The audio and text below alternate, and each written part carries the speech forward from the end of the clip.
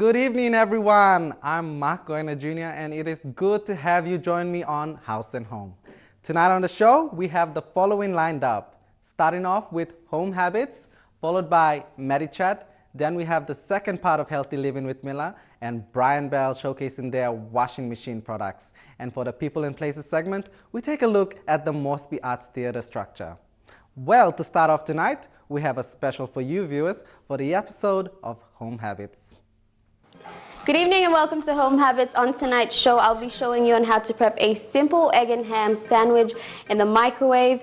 So for tonight's recipe, all we need is some butter, salt, cheese, preferably grated milk, 2 eggs, and obviously some ham. Now our first step is obviously putting the butter into the bowl and heating it for 10 seconds.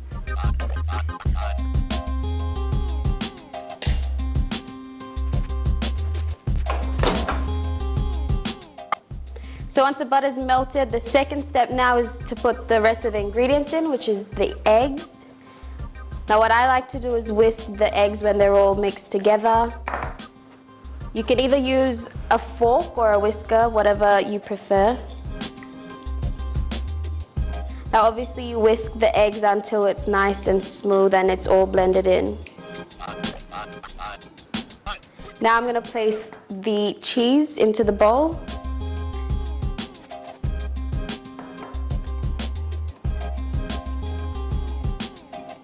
So what the cheese does is once you put it in the microwave, it makes it thicker and easier for everything to dry up. Depending on what you prefer, you can put salt or pepper. Right now I'm just going to put a pinch of salt and just add in a shot of milk. Then you stir everything for about 10 seconds before putting it into the microwave. So the mixture goes into the microwave for 2 minutes, 30 seconds.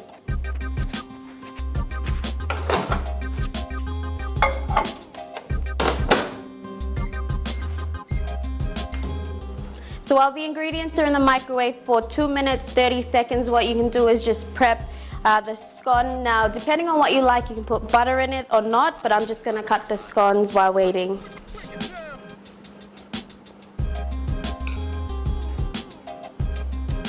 What I'm going to do is put the ham into the sandwich and just let it sit there and wait for the ingredients to heat up. Now that the mixture is all heated up, let's check it out and put it into our sandwich.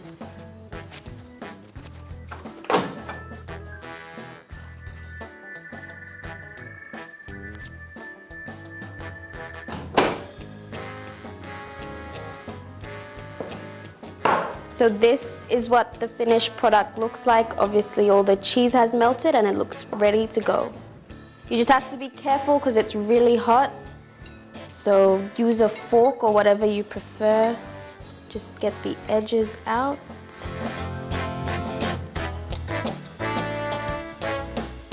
Put it in. And that's what the finished product looks like. Obviously good for a quick fix in the morning, lunch, or just a snack anytime during the day. Thank you for joining me on Home Habits. I look forward to seeing you next time. A wonderful idea to try out there, viewers.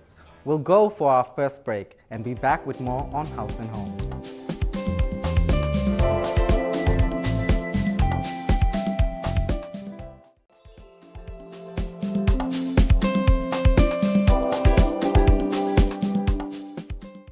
Welcome back. For the past couple of weeks, we have been doing a follow-up with the drug discovery program. Tonight, we continue to find out how it is done in the laboratory.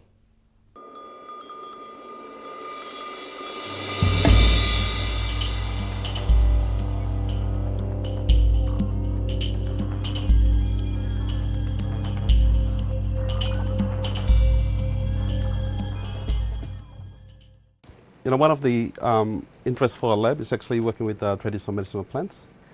And we have a huge collection of different samples, which we dry and we kind of have them packaged in these bags. And what we do is we actually grind them.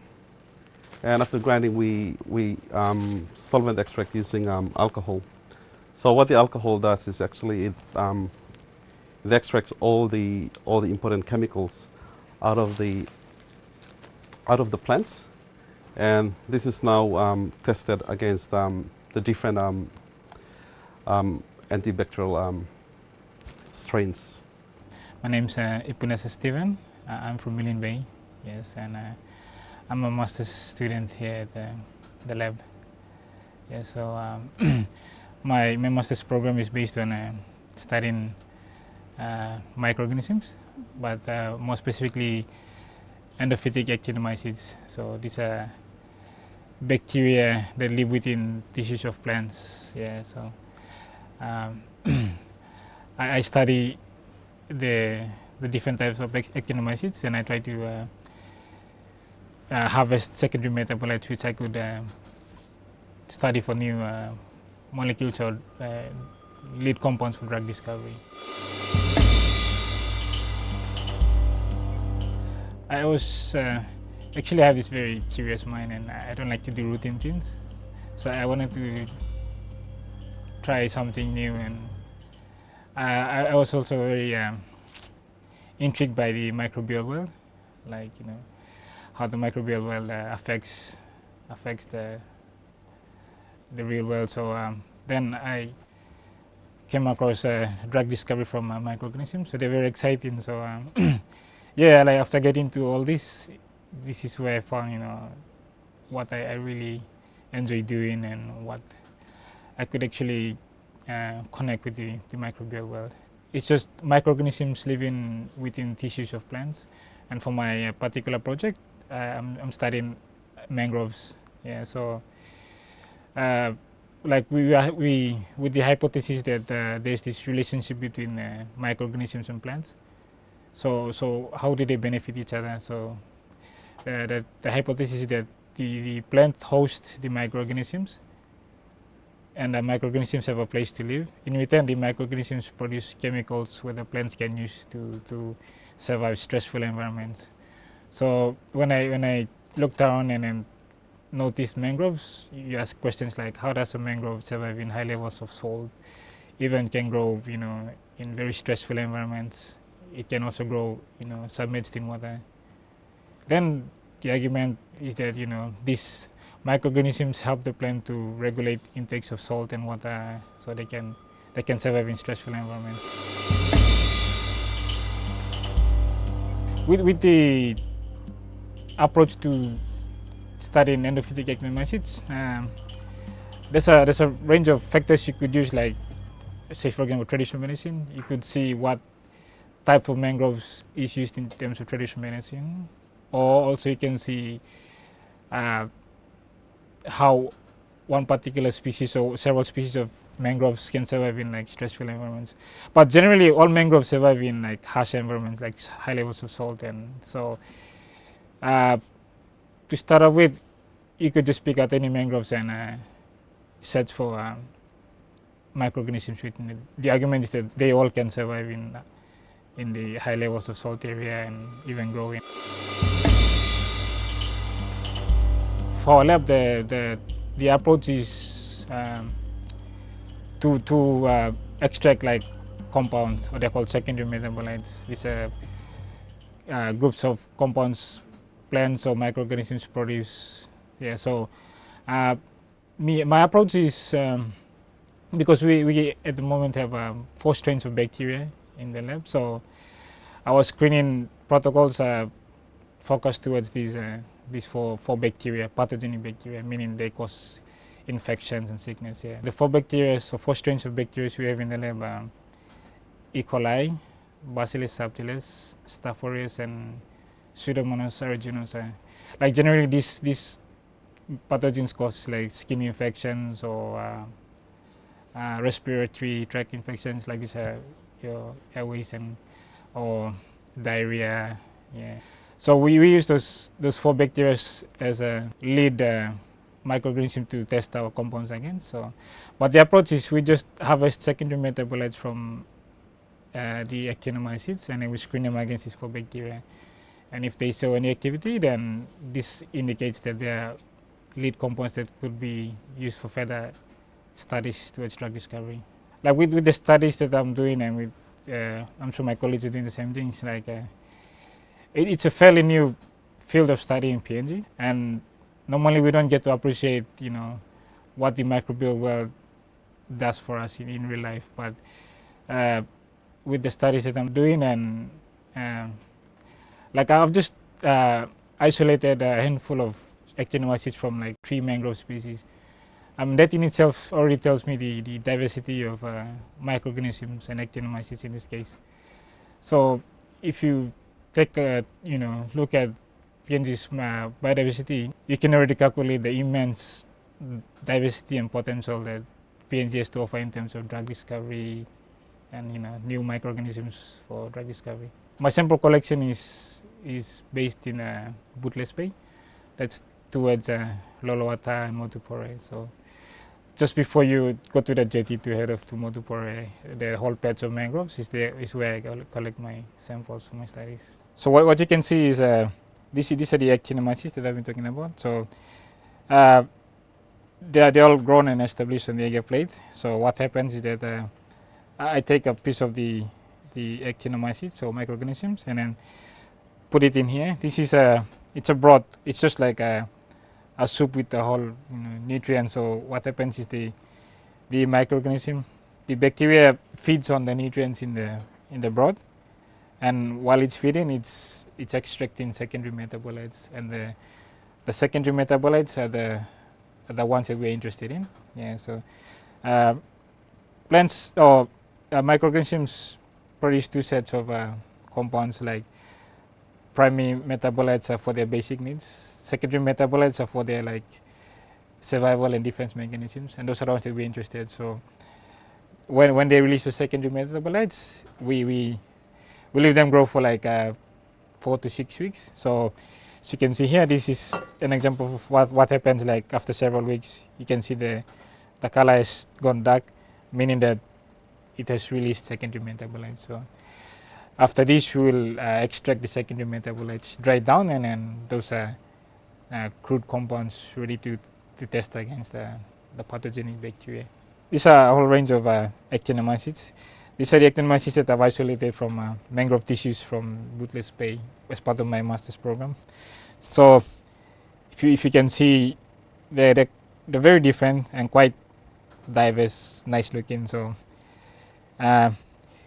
you can see, and that shows that there's a whole diversity of microorganisms within the plant tissues, and that's an exciting thing. How they survive in the environment, interact with each other. Yeah. So and then you'll notice the color difference between the plates. It's nice against the white background. So the color change is an indication that the actinomycete has released the secondary metabolites. So that is good. When it changes the color of the agar, it shows that it has released the secondary metabolites. So as it's the same principle, you just get this and then drop it into the broth. It's just liquid media, and then let it grow, and then the same principle. When there's changing color, the principle is the same here. It's released secondary metabolites. So yeah, that's the concept. Like, let it grow, release secondary metabolites. We harvest that and then test it against the pathogenic bacteria. In this field of study, like, there's so much you could do about this. Apart from extracting secondary metabolites and looking for interesting compounds that we could use for lead compounds to drugs, new drugs. You could also do genetic studies. What you could do is we can extract the DNA of the microorganism. You just spread it all up, and then with latest technology and improvement in equipment, what you can do is you could stretch the DNA of the microorganism, and then you look for markers. So there's different approaches to look for new compounds. So say if a microorganism can produce a compound that's active against a bacteria, they call it like antibiotics. You can pick out that sequence of gene in a whole gene sequence. So you use like pegs. They call them primers. That's a science jargon, but they're like tags. When you notice these sets of gene clusters in a whole gene sequence, then you already know that this actin amino acid has the potential to produce an antibiotic compound. Yeah. So it is like a parallel study. Like we could extract and find an active compound. You could always do the genetic study to find the gene cluster that's responsible for producing the active compound. So it's a confirmation of what you find in there.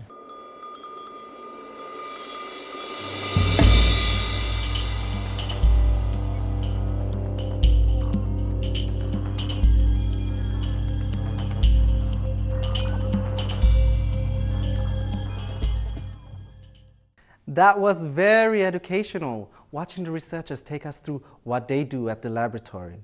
Well, it's time for another quick break. We'll be back with part 2 of Healthy Living with Mila, so stay tuned.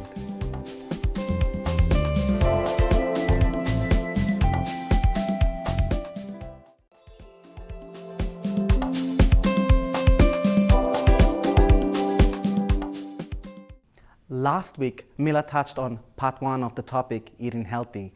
Let's find out on what more information she has in store for us for part 2 of this episode.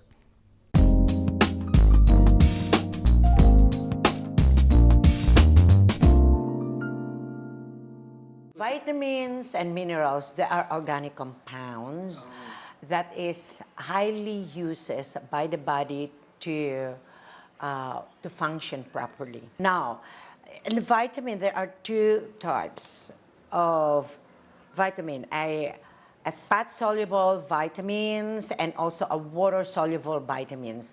The fat-solubles are the vitamin A, vitamin D, vitamin E, vitamin K.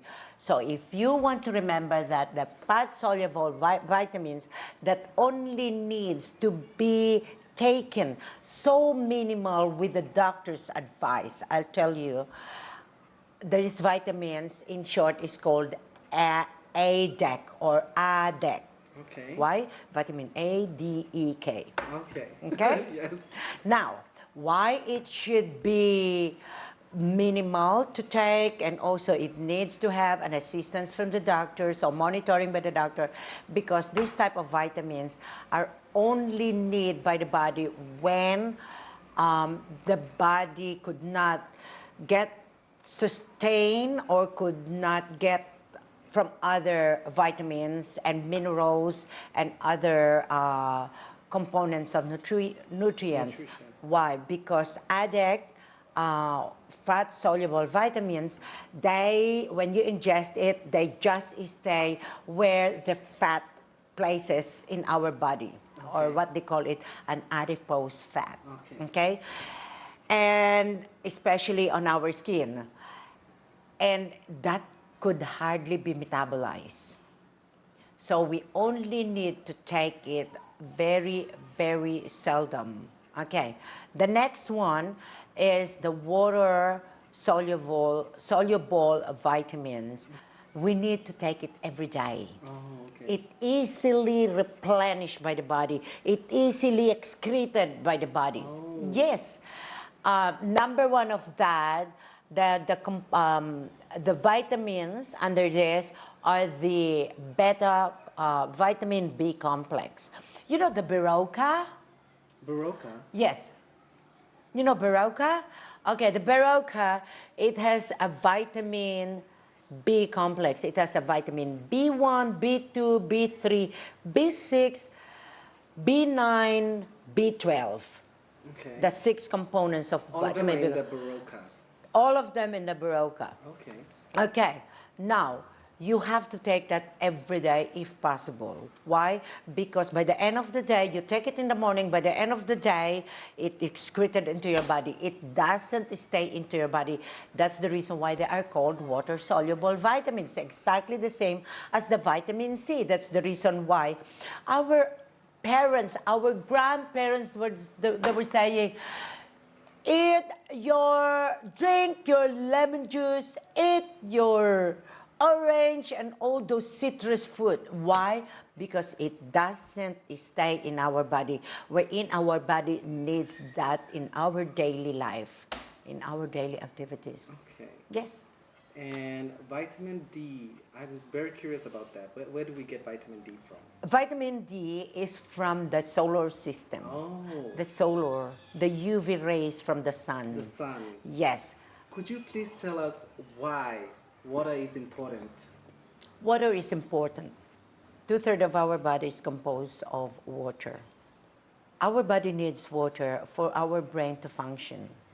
70 to 80% of our brain is water. Okay. Don't you know that? I didn't know that. I will go to other benefits of water. We'll talk about this, the component of the brain, water. When you are feeling like hungry kind of a feeling, and then you are feeling like lightheaded, don't ever think all the time that you are hungry, so you grab food. No.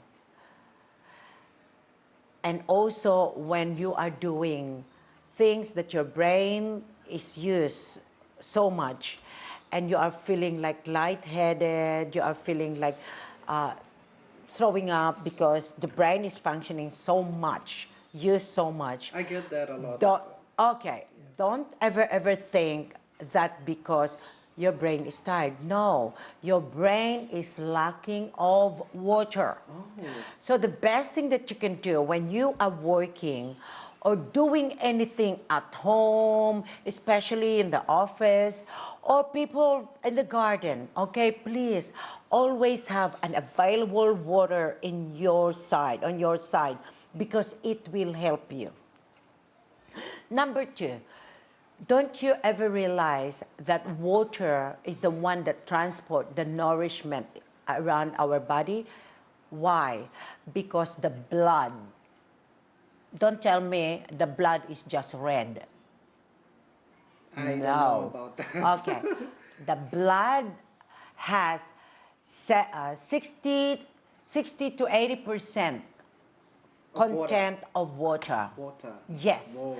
So when we drink water, okay, the tendency, it goes into our bloodstream, and that helps for the red blood cells. You know, the red blood cells is the one that carries the oxygen. Okay. And you know what is the chemical component of water? H2O. H2O, 2 hydrogen and 1 oxygen.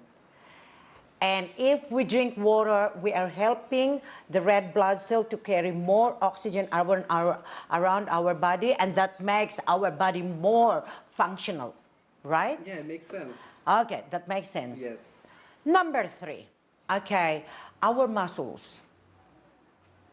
Muscles is not only composed of anything else, fiber, or blood, or tissues, or things like that. It is also Water. content with water. 50% of the 50% from the two-third water in our body is all in our muscles. Oh, okay. Our muscles will easily get tired, or we will feel the cramp if it's lack of water. Okay, why?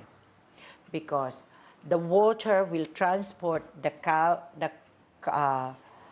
magnesium, all these minerals and vitamins that I have told you before, along through the bloodstream into the muscles, and it helps to relax the muscles. The water is very, very important. Now, what are the other things that the benefit from the water? What are they? Okay, you know when you feel, when you are suffering headache,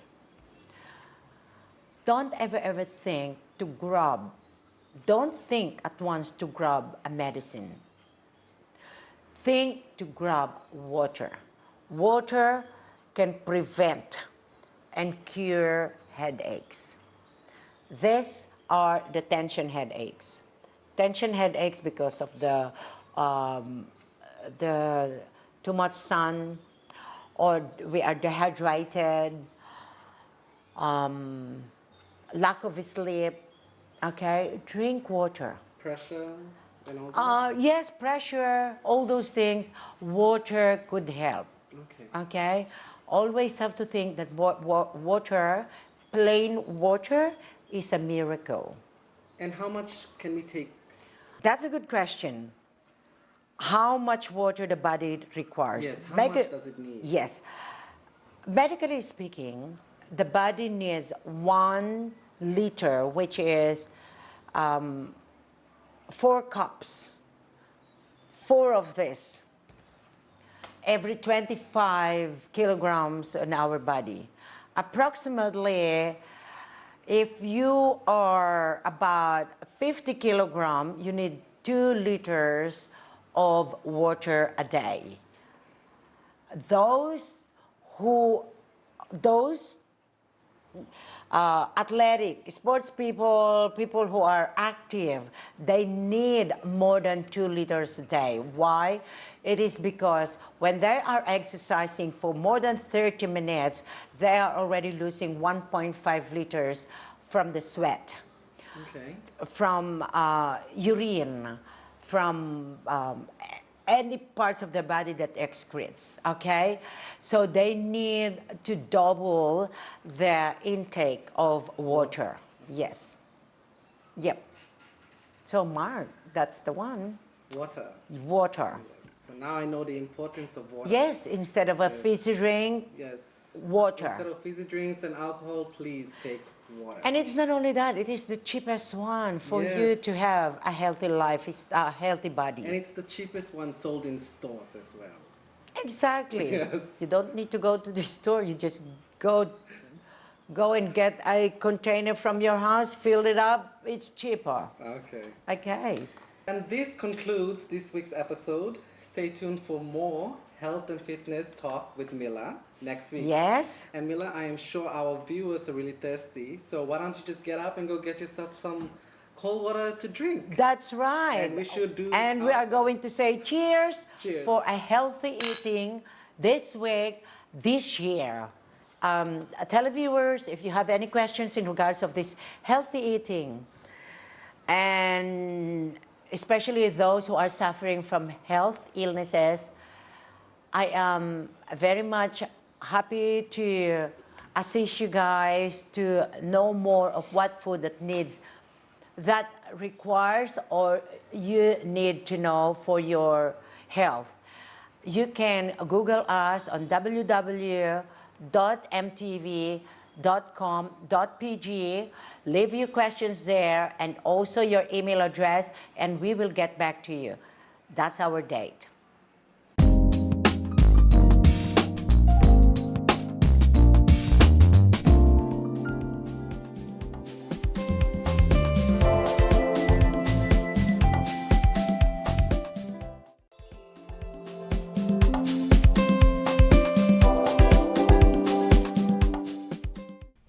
Bryanville has a variety of home appliances that you can choose from, and it can range from refrigerators to stoves and other small appliances. Well, tonight, Bryanville showcases washing machines. Let's hear more from Jane. Hey, hey, Mr. B. Hi, I'm Jane Takilawa and welcome to the Bryanville segment. Doing your washing is one of life's necessities, but that doesn't mean it has to be a hassle. With our wide range of washing machines, it has made washing easier, faster and more convenient, so you can enjoy living and spending quality time with your family. Tonight I will feature the 3 different types of washing machines that we have available. With the thought of going back to school, I'm sure this product will be a necessity to most families. We have top brands ranging from West Point, Westinghouse, Simpson, Fisher & Paykel and other brands. There is always something for everyone that will suit every budget. When it comes to washing machines, there are 3 types: a front loader, a top loader and the twin tub washing machine. These 3 options are available in various brands to suit different home designs and family needs. All machines have similar features which makes them user-friendly with simple and easy to read control panels. A twin tub washing machine simply has two tubs, one for washing clothes and the other for spin drying once the washing cycle has finished. A twin tub washing machine is one of the most water efficient options. The spin tub is a remarkable machine where it removes excess water, leaving your clothes to dry much faster, whether you're hanging them outside, on the line or indoors. Another added benefit is that the twin tub washing machine washes your clothes much faster simply because you can manually set the time to best suit your fabric setting. This product is perfect for any household. Front-loading washing machines are more efficient in the sense that they assist gravity to agitate the clothes, which require less energy. The benefit of using a front loader is that it senses how full the drum is and it will fill with the appropriate amount of water. So whether you're doing a small or large load, you'll always be using the correct amount of water. Similar to the top loaders, most washers have similar cycles and settings, more than you can find on a basic washer. This could mean experimenting with wash cycles to find a shorter cycle that best suits you and gets your clothes clean. Most washers have sensors to adjust water temperature, level and spin to match the load. So really, there's no guesswork once you've chosen a desired wash cycle. Top loader washing machines are still the industry leader. These washers use a center agitator with a propeller-like pedals to move clothes through the water from the top of the washer to the bottom. The top to bottom agitation continues for the length of the wash cycle, forcing water and detergent to loosen soil on the fabrics. The vertical design also makes it simpler to move water in and out of the washer compared to a front loader. Because of gravity and drain location, top load washers do not typically hold water that can cause mold and mildew odors. This makes cleaning maintenance much simpler.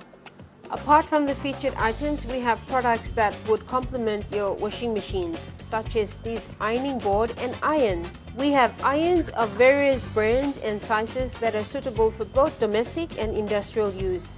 These products are designed to help serious ironers achieve superior and fast results. There is something for everyone. We also have ironing boards that come in various sizes to suit any lifestyle and family size. To top it up, your garments deserve luxury board covers which are designed to fit most ironing boards. This week's hot specials includes West Point 10 kg twin tub washing machine with drain pump from 795 down to a 559 kina, saving you 236 kina. Bonri 1.8 liter rice cooker from 89 kina down to a 59 kina, saving you 30 kina. This great offer is running till the end of the week, so start shopping now to save. All our washing machines are under warranty, so if you think that something is not right with your machine, then immediately return the product to be serviced. Now remember, great products, great prices. That's Brian Bell. Until next time, I'm Jane Takilala. Have a good night. Best price, best quality, guaranteed at Brian Bell. Right on, Mr. B. Quality products there, Jane. If you need a new washing machine, then head to Brian Bell and see what you can find for your family. Well, we'll head out for another break, so we'll see you then.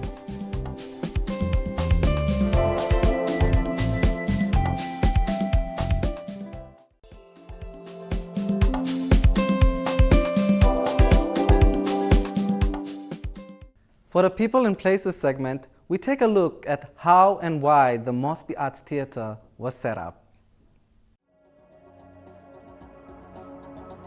Celebrating 100 years in 2014 is the biggest milestone for any organization. The Mosby Arts Theatre is one of the historic areas in Port Moresby.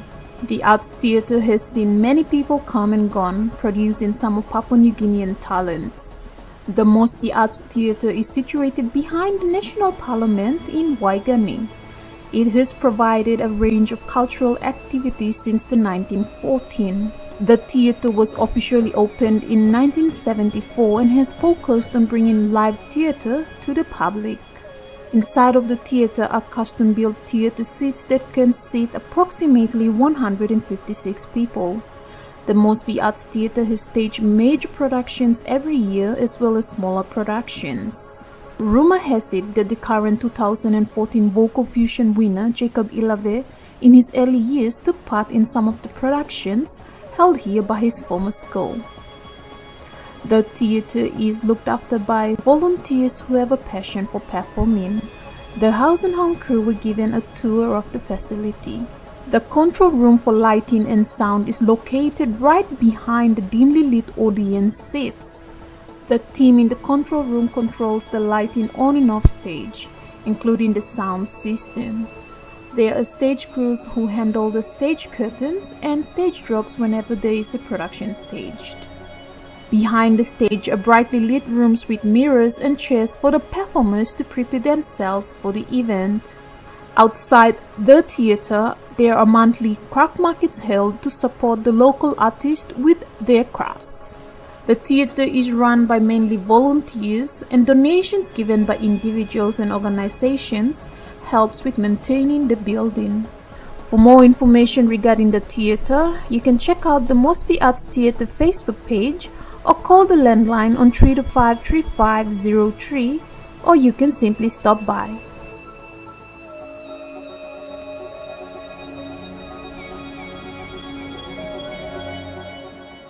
It is interesting to know the history of how Mosby Arts Theatre was set up, and it is a wonderful heritage we have in Port Moresby. Well, it's time for a quick breather. I shall see you shortly.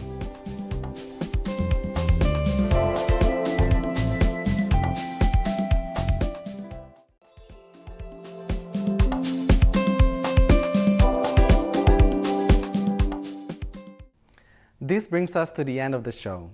Just to recap, we had home habits, then Medi-chat, finding out how researchers carry out their work in the laboratory, followed by the wonderful segment of Healthy Living with Mila on eating healthy. Then we had Brian Bell featuring the washing machines available at their shops. And for people in places, we embark on the history of the Mosby Arts Theatre. Well, that's about it for now. Do join us next week, same time on Haus and Home, as we bring you more tips in improving your lifestyle. I'm Mark Goina Jr. Thank you so much for your company. Have a splendid evening.